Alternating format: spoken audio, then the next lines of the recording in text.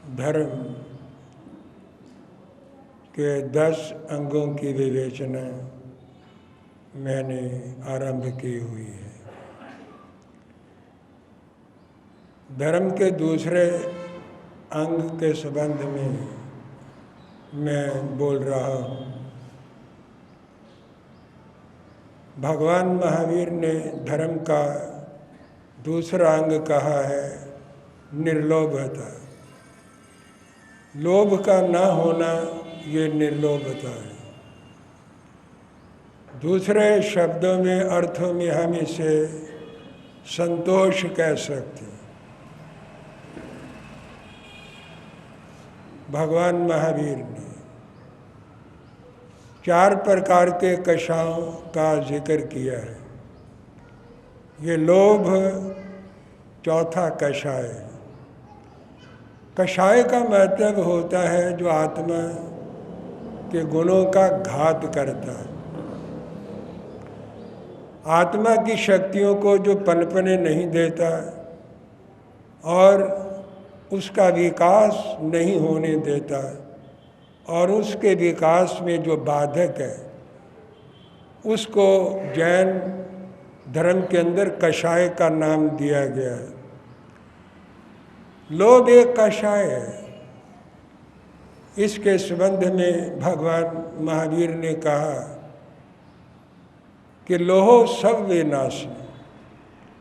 लोभ सारे गुणों का नाश कर देता है। कोहो पीहंग पनासे। क्रोध प्रीति का नाश करता है, प्रेम को नष्ट करता है।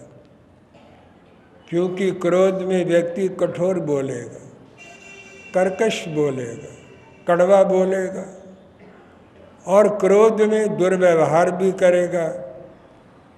तो जिसके प्रति दुर्व्यवहार होगा और कठोर वचन बोलेगा, उसके साथ प्रीति नहीं रह सकती, प्रेम नहीं रहेगा। प्रीति के बंधन टूटेंगे, जुड़ेंगे नहीं। मानो विनय नाशनो। मान विनय को नष्ट कर देता है। जिसमें अभिमान है, अहंकार है और मान अधिक है, उसमें विनय नहीं होती। ये प्रदर्शन करता है विनय का, सत्कार का केवल दिखावा होता है, लेकिन उसके अंदर विनय का कोई भाव नहीं होता। और माया मिथ्यानि नासई। जिसमें छल है, कपट है, उसके अंदर मित्रता नहीं रह सकती। और अगर मित्रता हो भी तो वो मित्रता टूट जाती है। क्योंकि मित्र के साथ छल करेगा, कपट करेगा, धोखाधड़ी का व्यवहार करेगा, फरेब करेगा, तो मित्रता कैसे रहेगी। ये दोष, क्रोध, अहंकार और कपट एक एक सद्गुण का नाश करते हैं। लेकिन लोभ सारे ही सद्गुणों पर पानी फेर देता है, सारे ही सद्गुणों को नष्ट कर देता है। कैसे करता है। जो धर्म सूत्र तीर्थंकर बोलेंगे उसके अंदर सच्चाई होती है, सत्यता होती है। केवल उसका उद्घाटन करने की जरूरत रहती है। अगर आप लोभ ज्यादा करेंगे तो प्रीति कैसे रहेगी। क्योंकि आप उसका अधिकार छीन रहे हैं, वस्तु ले रहे हैं और उसके प्रति अन्याय कर रहे हैं। लोभी जब अन्याय करेगा, वस्तु छीनेगा, अधिकार छीनेगा और जिसके अधिकार लेगा उसके प्रति प्यार, प्रेम, प्रीति कैसे रहेगी। रह ही नहीं सकती। जो लोभी होते हैं वो विनीत नहीं होते। पुत्र जिसके अंदर लोभ आ जाए वो पिता के प्रति विनयवान नहीं रहता। पिता के साथ उलझने के लिए, लड़ाई करने के लिए, वाक युद्ध करने के लिए, झगड़ा करने के लिए वो पुत्र भी तैयार हो जाता है। पत्नी पति के प्रति तैयार हो जाती है, मित्र मित्र के साथ लड़ने के लिए तैयार हो जाता है, तो जिसके प्रति अन्याय होगा उसके प्रति प्रीति नहीं रहेगी, और जिस व्यक्ति में लोभ होगा वो अपने लोभ को पूरा करने के लिए तकरार करेगा, झगड़ा करेगा, जिन्हें कहाँ रहेगी। और छल कपट तो लोभ से लगा ही रहता है, लोभी में छल रहता ही रहता है, कपट रहता ही रहता है, फ्रेब वो करता ही करता है, झूठ वो बोलता ही बोलता है, गलत काम करके मुकर जाता है, तो फिर मित्रता भी नहीं रहती। ऐसे व्यक्ति विश्वासघाती होते हैं और विश्वासघात करते हैं। इसलिए भगवान महावीर ने एक बात कही, लोहो सब विनाश, लोभ सारे सद्गुणों का नाश कर देता है। और एक और सूत्र उन्होंने कहा, लोहा दूहो भयम, लोभ के कारण लोभी को इस लोक में भी भय है और परलोक में भी भय है। यहाँ कैसे भय है? एक और धर्म सूत्र भगवान महावीर ने कहा कि जे पावकम्यं धनं मनुष्य समायन्ति अमयंघाय ते पास पठिए नरे वेरानुबद्धा नरेंगोवेन्ति। ये वाणी भगवान महावीर की है। उनकी वाणी पर आपको श्रद्धा है, विश्वास है, तो आपको ये मानना होगा कि जो कुछ उन्होंने कहा है वो बिल्कुल सत्य और यथार्थ है, कि जो व्यक्ति पाप कर्म करके धन कमाता, धन कमाना कोई बुरा नहीं है। मनु ने 4 आश्रम बनाए, गृहस्थ ब्रह्मचर्य आश्रम, गृहस्थ आश्रम, वानप्रस्थ आश्रम, संन्यास आश्रम। और एक बात मनु ने और भी कही कि जितने आश्रम हैं ये सारे के सारे आश्रम गृहस्थ आश्रम के आधार पर चलते हैं। गृहस्थ आश्रम छोटा आश्रम नहीं है। भगवान महावीर ने इसको घोर आश्रम कहा। घोर आश्रम का मतलब कठिन है। गृहस्थ जीवन के अंदर रहकर गृहस्थ को चलाना, सामाजिक कामों को पूरा करना, सन्यासियों की, साधुओं की सेवा करना, उनका सहयोग करना और दान पुण्य आदि करके धर्म पुण्य उपार्जित करना, धर्म कमाना, ये गृहस्थ आश्रम का उद्देश्य है। और ये कठिन काम है। क्या गृहस्थ जीवन के अंदर रहकर कितने कठिन काम करता है। तो इस आश्रम को भगवान महावीर ने घोर आश्रम का नाम दिया है। घोर का मतलब ये बड़ा जटिल आश्रम है, बड़ा कठिन आश्रम है। इसमें रह करके भी व्यक्ति चारों आश्रमों को सहयोग देता है। जैसे सारी नदियाँ समुंदर की आगोश में जाती है, ऐसे जितने आश्रमवासी हैं सब गृहस्थी के दरवाजे पर खड़े होते हैं। कौन आश्रम है जो गृहस्थी का सहारा नहीं लेता? गृहस्थी के द्वार पर मुनि जाता, सन्यासी जाता, तीर्थंकर भी गृहस्थी के दरवाजे पर भिक्षा के लिए खड़े होते। और वानप्रस्थी को भी उसी के आश्रम का सहारा है। ब्रह्मचर्य आश्रम के अंदर भी आकर सुख साधनों की जरूरत रहती है, वो गृहस्थी प्रोवाइड करता है। लेकिन धन कमाना कोई बुरा नहीं है, धन का होना कोई बुरा नहीं है। धन तो सहारा है, ये तो प्राण तत्व है, ये तो सारी ज़रूरियात को पूरा करता है। अपनी आवश्यकताएं भी इसी से पूरी होती है और अन्य की ज़रूरियात और आवश्यकताएं धन से ही पूरी होती है। लेकिन धन का लोभ बुरा है। पाप कर्म से धन न कमाया जाए। ये पाप कम्यं धनं मनुष्य, जो पाप कर्म करके धन कमाते हैं और अमृत समझ करके उसको ग्रहण करते कि यही अमृत है। ते पास पाठिए नरे, वो धन के इस पाश में, बंधन में फंस जाते और जिसका वो अधिकार छीनते हैं, शोषण करते हैं, अन्याय करते हैं, जिसके प्रति दुर्व्यवहार करते हैं और जिसके साथ वो अनीति करते हैं, तो उनके साथ वैर विरोध हो जाता है। वैर हो जाएगा, विरोध हो जाएगा, फिर अशांति होगी, खटपट होगी, तू मैं होगी, वैमनस्य होगा और प्रेम के बंधन टूटेंगे और जीवन के अंदर विद्वेष पैदा होगा और अशांति होगी और ये जन्म भी व्यर्थ चला जाएगा और कर्म बंधन अलग हो गया। पाप कर्म करके कर्म बंधन किया, वो बंधन बन गया, परलोक में उस पाप को साथ लेके जाएगा, दुर्गति में पड़ेगा और आगे जाकर दुर्गतियों के अंदर दुख भोगेगा। भगवान महावीर का ये सूक्त, ये धर्म सूत्र कितना यथार्थ है कि लोभी व्यक्ति को इस जन्म के अंदर भी धैर्य रहता है, अशांति रहती है और अगले जन्म के अंदर भी वो दुर्गतियों में पड़ता है और जाकर के वहाँ भी अशांति होती है। लोहो दुहो भयम, लोभ से दोनों लोकों के अंदर भय है, दोनों लोकों में पतन होता है। इसके लिए लोभ को कैसे जीता जाए, इसके लिए ये सूत्र भगवान ने और दिया है। मैं अपने सूत्र नहीं बोल रहा, ना मैं बना सकता हूँ ना मैं बोल सकता, मैं तो महावीर की वाणी आपको सुना सकता हूँ। उन्होंने कहा लोहम संतोष हो जेने, इसलिए लोभ लोक और प्रलोक में दुखदायक है, अशांतिदायक है, कष्टदायक है, क्योंकि लोभ मूलानि दुखानि, जितने दुख हैं ये लोभ मूल है।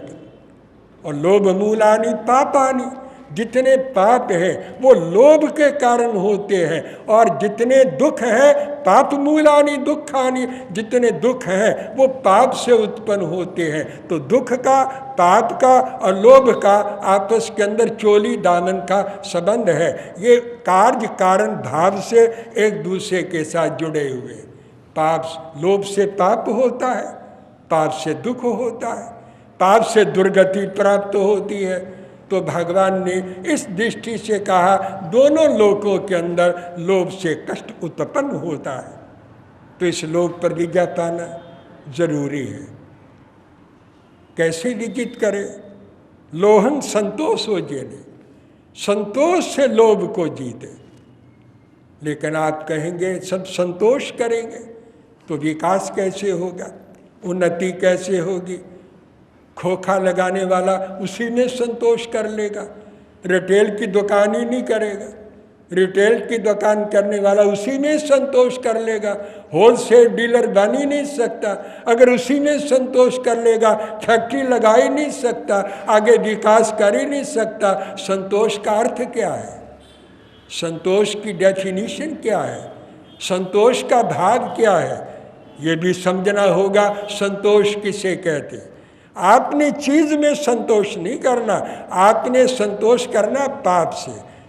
अगर आप धर्म में रहकर कमाते, न्यायपूर्वक कमाते और नीति पूर्वक अर्जित करते हैं और आप ये सोच लेते हैं अन्याय से कुछ भी मुझे नहीं लेना, अधर्म से कुछ भी प्राप्त हो मुझे प्राप्त नहीं करना, अगर ये आप विश्वास कर लेते हैं और प्रतिज्ञा कर लेते हैं, एक प्रण कर लेते हैं कि मैंने अन्याय नहीं करना, अधर्म नहीं करना, पाप नहीं करना, गलत तरीके से मैंने धन नहीं कमाना और अगर न्यायपूर्वक मुझे प्राप्त होता है तो मैं उसे ग्रहण करूंगा और मैं उसे प्राप्त करूंगा, यही संतोष है। संतोष का मतलब है कि आप धर्मपूर्वक, न्यायपूर्वक, नीति पूर्वक अगर अर्जित करते हैं तो ये संतोष है। और इस प्रकार से अगर आप करोड़पति, अरबपति, खरबपति भी बन जाते हैं तो धर्म को इसके अंदर कोई आपत्ति नहीं है। शास्त्र को क्या आपत्ति है? क्योंकि धार्मिक काम भी तो धन से ही होंगे, दीक्षाएं धन से होती है, समारोह धन से होते हैं, ये प्रभावनाएं धनवान ही करते हैं। ये लंगर जो लगाते हैं ये तो उदार हृदय लोग, दानी लोग, धनवान लोग ही ये सारे शुभ काम करते हैं, धर्म के काम करते हैं। क्या धन से कोई धर्म होता नहीं? धनात् धर्म तथा सुखम, धन से धर्म होता है, तथा सुखम। धन से व्यक्ति धर्म कमाता है और धर्म से सुख उपार्जित करता है। एक छोटी बात कह रहा, बात छोटी है लेकिन बड़ी है, प्रेरणा बड़ी है। एक प्रसंग छोटा है। श्रीमान राजचंद्र का नाम आपने कई बार सुना होगा। महात्मा गांधी ने कहा था मेरा कोई गुरु नहीं है, मैंने किसी को गुरु नहीं बनाया, लेकिन श्रीमद् राजचंद्र को मैं अपना गुरु मानता। उसके साथ कितनी बार बैठकर मैंने वार्ता की, धर्म चर्चा की, अध्यात्मवाद को समझने का मैंने प्रयत्न किया और उसकी वाणी से, वचनों से और उसके जीवन से मुझे प्रेरणा मिली। इसलिए मैं श्रीमद् राजचंद्र को अपना धर्म गुरु मानता हूँ। श्रीमान राजचंद्र कौन था? व्यापारी थे। बंबई के अंदर जवाहरात का व्यापार करते। उसने एक व्यापारी से सौदा किया जवाहरात लेने का, और लिखा पढ़ी भी हो गई। ये वचन हुआ, उस व्यापारी ने वचन दिया कि मैं इतना जवाहरात अमुक तिथि तक इस मूल्य के ऊपर मैं तुमको दूंगा। कागजात बन गए, लिखा पढ़ी हो गई, एग्रीमेंट हो गई और दोनों निश्चिंत हो गए। लेकिन योग की बात है, कुछ दिनों के बाद जवाहरात के भाव बहुत बढ़ने लगे, इतने बढ़ गए कि आकाश को छूने लगे। उस व्यापारी को बड़ी चिंता हो गई कि तिथि जवाहरात देने की नज़दीक आ रही, जवाहरात के भाव बहुत बढ़ गए। अगर आज के वर्तमान इस रेट पर, इस भाव पर जवाहरात खरीद करके मैं अगर श्रीमद् राजचंद्र को दूं तो मुझे बहुत बड़ा घाटा पड़ सकता है। चिंता का होना स्वाभाविक था। श्रीमान राजचंद्र उसकी दुकान की तरफ आ रहे, उसने उसको आते हुए देखा, बहुत चिंतित हो गया, उदास हो गया। वो आ करके जब बैठा तो उसने उसका हाथ पकड़ के कहा, चिंतित होने की ज़रूरत नहीं है। श्रीमद् राजचंद्र ने कहा, तुम्हारी चिंता मेरी चिंता है, तुम्हारा जो दुख है वो मेरा दुख है, तुम्हारा कष्ट मेरा कष्ट है। मैं कोई और तगाजा करने के लिए, कुछ और कहने के लिए तुमको नहीं आया, और मैं जवाहरात लेने की बात नहीं करना चाहता। मैं तेरे दुख को और तकलीफ को और तुम्हारी चिंता को और तुम्हारे मन की बेचैनी को मैं समझता हूँ। मैं भगवान महावीर का अनुयायी हूँ, इसलिए तेरे दुख को दूर करने के लिए आया। ये कागजात है, यही तेरा दुख है, इसी की तुमको चिंता है, क्योंकि बंधन बन गया है। ये जो लिखा पढ़ी है ये तुम्हारे लिए एक बंधन हो गया है। आज मैं तुम्हारी चिंता मिटाने के लिए आया हूँ, मुझे कोई चिंता नहीं है, तुम्हारी चिंता से मुझे चिंता है। उसने कागजात उठाए, उसके सामने फाड़ करके फेंक दिए। आज ये एग्रीमेंट खत्म हो गया। मैंने तुमसे कुछ लेना नहीं है, ना मैं लेना चाहता हूँ। तुम समझ लो मैं अहिंसा का पुजारी हूँ, मैं दूध तो पी सकता हूँ। श्रीमान राजचंद्र ने कहा, मैं किसी का रक्त नहीं पी सकता, दूध पी सकता हूँ लेकिन किसी का मैं रक्त नहीं पी सकता। मैं व्यापारी हूँ, शिकारी नहीं हूँ। मैं ऐसा काम जिंदगी में नहीं करूंगा जिससे तुम्हें किसी प्रकार की तकलीफ हो। आज लेने देने का प्रश्न खत्म हो गया और एग्रीमेंट के कागज ही फेंक दिए, मैंने फाड़ करके फेंक दिए। वो उसके चरणों में गिर पड़ा और उसकी आंखों से आंसू बरसने लगे और उसके चरण पकड़ करके उसने कहा, तुम तो मनुष्य के रूप में देवता हो, ये मुझे आज पता लगा है। अगर ऐसे लोभी लोग ऐसे चरित्रों से चरित्रों से, चरित्रों से, ऐसे उदाहरणों से अगर कुछ सीख ले तो मेरा ख्याल है हर व्यक्ति लोभी व्यक्ति का लोभ दूर हो सकता है और वो न्यायशील बन सकता है, धार्मिक बन सकता है। धार्मिक बनने के लिए बातें बनाने की ज़रूरत नहीं होती, कुछ करके दिखाने की ज़रूरत होती है, त्याग करने की ज़रूरत होती है। तो श्रीमद् राजचंद्र ने तनिक भी लोभ नहीं था किसी चीज़ का, इसीलिए आज तक गुजरात के लोग उसे याद करते ही हैं, लेकिन इतिहास भी उसकी स्मृतियों से आज भरा पड़ा है और वो प्रेरक स्मृतियों से भरा हुआ है। तो वो भी तो एक शरावक था। तो गुजरात में उसका बहुत बड़ा नाम है। मैं और ज़्यादा बातें नहीं करना चाहता। ये है संतोष। भगवान ने कहा संतोष से लोभ के ऊपर विजय व्यक्ति प्राप्त कर सकता है और इस पर विजय प्राप्त करने का और दूसरा कोई तरीका नहीं है। मैं शेष बातें इस विषय के संबंध में कल फिर अगले प्रवचन में आपको कुछ समझाने का मैं प्रयत्न करूँगा। बस जय अहिंसा। ओम शांति।